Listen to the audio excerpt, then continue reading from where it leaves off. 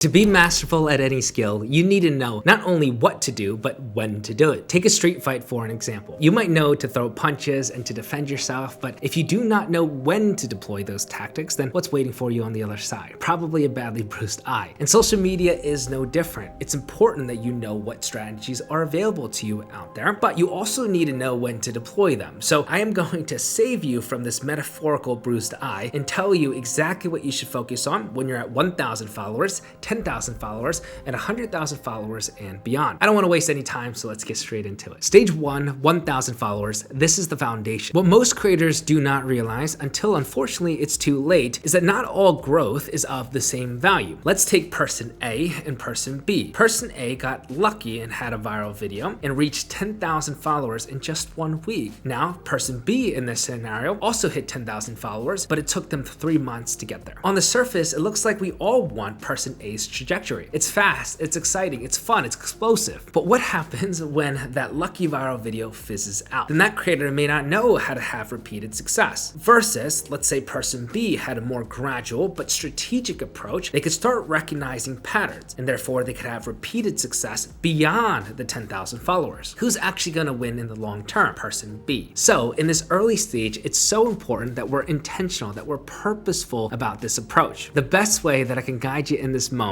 is by understanding what views mean. Views are undeniably the most important metric no matter what anyone else tells you. However, most people chase them blindly and treat it like a vanity metric. Whereas for you, you're going to recognize all of these views are simply more data points. It's all experimentation. But this gives you the permission to actually disconnect your emotion to the outcome. Because if we treat everything like data points, then an unsuccessful video and a successful video, they behave the same way. They give us more data. That means they're equally of value. Now, when you come across a successful video, I want you to understand that there are two parts to a video. There is your message, what you're saying in the video, and then your format. How are you packaging the idea? If there are two variables like that, then you can start to perform A/B testing, meaning that you may keep the message the same and try a new format, or you keep the format the same and try a new message. As you start to isolate or ascertain which variables out of these videos are actually the drivers for success, guess what you start doing? You start recognizing patterns. Remember, this is what's actually going to help you have repeated success that goes beyond your first 10,000 followers. This brings us to stage 2, 10,000 followers, where it's super important that we systematize everything. I have never met somebody who has gained their first 10,000 followers the right way that couldn't scale that beyond 100,000 followers and more. This is to say that you should take this very seriously at this point in time. It's no longer a hobby. Social media is likely the answer to all of your pressing needs and questions, whether it be financial freedom, time freedom, location freedom, your ability to work on your own schedule. Social media enables you to do that. So take this very seriously. You are on the brink of something magical. The reason why we have to systematize everything is because we cannot rely on motivation or inspiration alone. You have to be posting short form content every single day. And if you're doing long form content, aka YouTube, you should be doing it once a week. In order for us to get these contents out successfully, we need to prioritize it in our own schedules.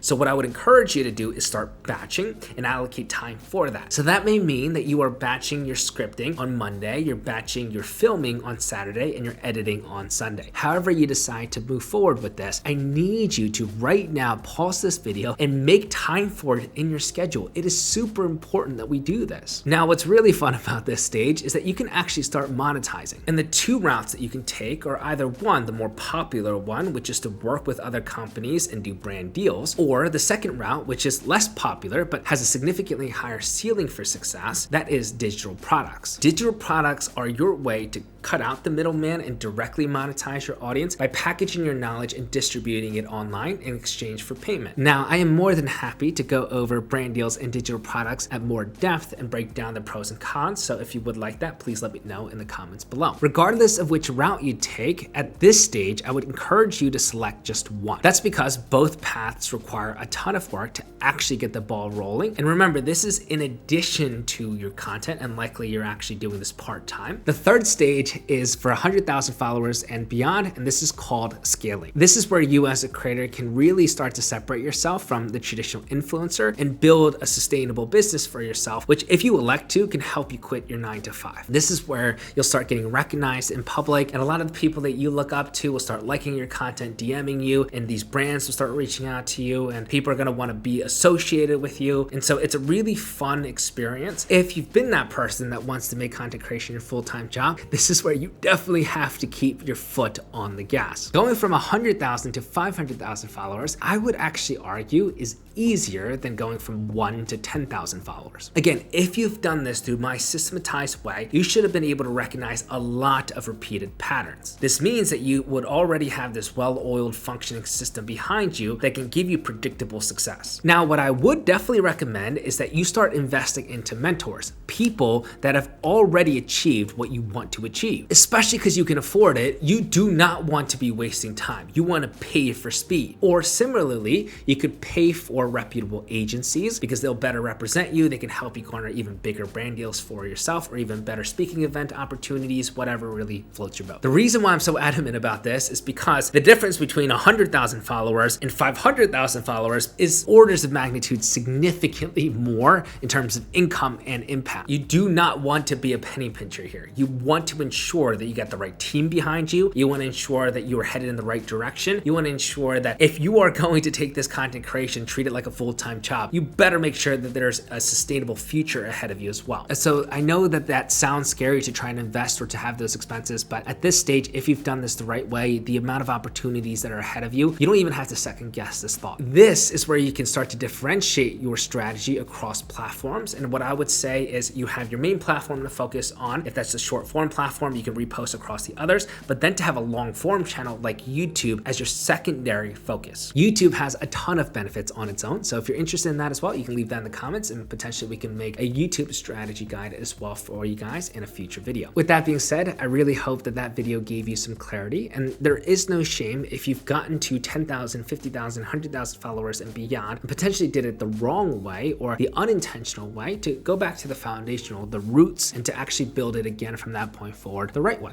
so that you can have even more sustainable success in the future. If you have any questions, you can leave them below, give this video a thumbs up, and of course, subscribe. I'll see you all at the top.